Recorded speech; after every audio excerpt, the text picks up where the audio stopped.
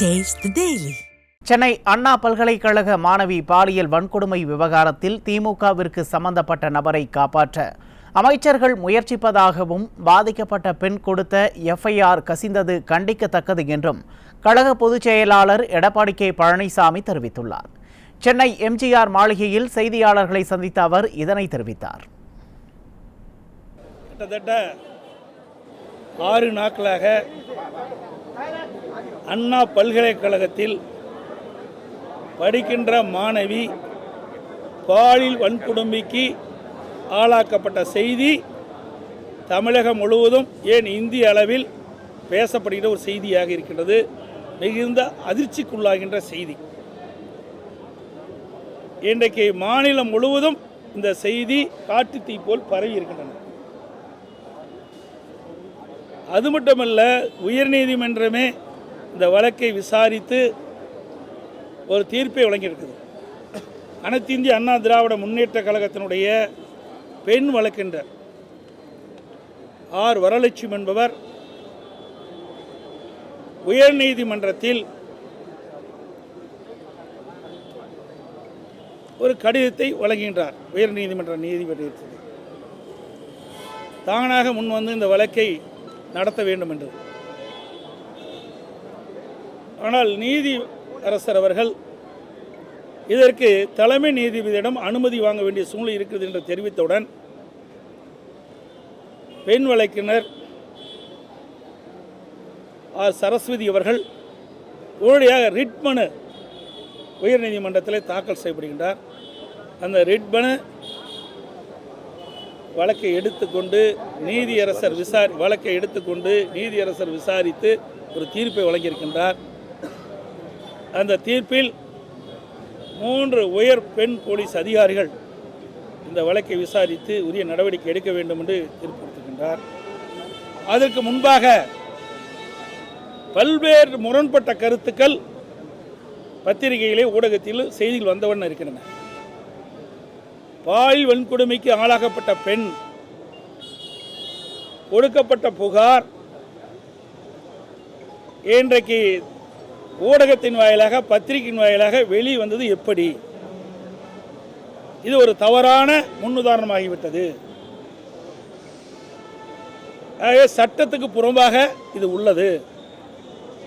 எந்த ஒரு எஃப்ஐஆரும் வெளியிடக்கூடாது என்பது சட்டத்தினுடைய அம்சம்.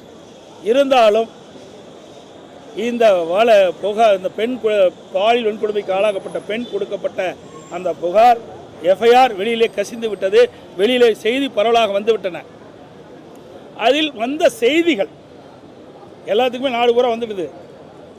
எல்லாருமே பேசிட்டு இருக்கிறாங்க. அந்த செய்தியில் அந்த பெண் சொல்றாங்க, அந்த சார் கூட கொஞ்ச நேரம் இரு அப்படின்னு சொல்றதாக செய்திகள். அந்த சார் யார் அந்த சார்? மக்கள் கேட்கின்றார்.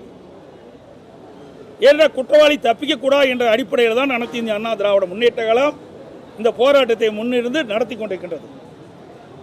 அனைத்து இந்திய அண்ணா திராவிட முன்னேற்ற கழகத்துடைய நோக்கம் உண்மை குற்றவாளி தண்டிக்கப்பட வேண்டும். யார் அந்த சார்?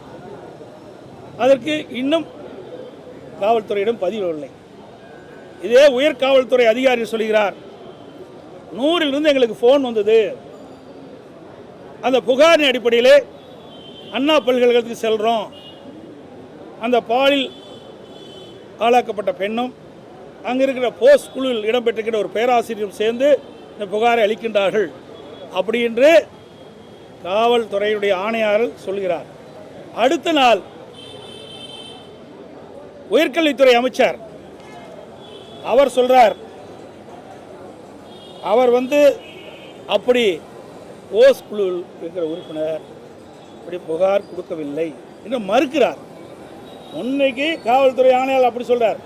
2ஆம் நாள் உயர்கல்வித்துறை அமைச்சர் அதை மறுத்து பேசுகிறார்.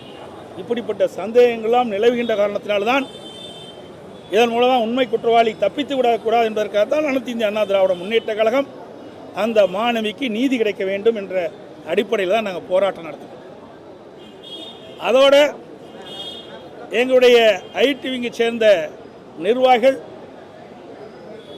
மக்களுக்கு விழிப்புணர்வு ஏற்படுத்த வேண்டும். உண்மை குற்றவாளி நாட்டுக்கு அடையாளம் காட்ட வேண்டும் என்ற அடிப்படையில் யார் அந்த சார் என்ற பதாகை ஏந்தி மக்களிடத்திலே அந்த விழிப்புணர்வு ஏற்படுத்தினார்.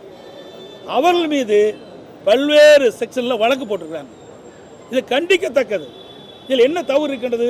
யார் பேரையும் குறிப்பிடவில்லை. ஆனால் காவல்துறை ஆணையாளர் ஒருவர் தான் இதில் சம்பந்தப்பட்டவர் என்று அவர் குற்றம் சொல்கிறார், தகவல் தெரிவிக்கின்றார். ஆனால் பாதிக்கப்பட்ட பெண்ணுடைய செய்தியிலிருந்து வெளிவருவது மற்றும் ஒருவர் இருந்ததாக அந்த செய்திகள் தெரிவிக்கின்றன. அப்படி இருக்கின்ற பொழுது யார் அந்த சார், அதை கண்டுபிடிக்க வேண்டும் என்பதுதான் எங்களுடைய நிலைப்பாடு.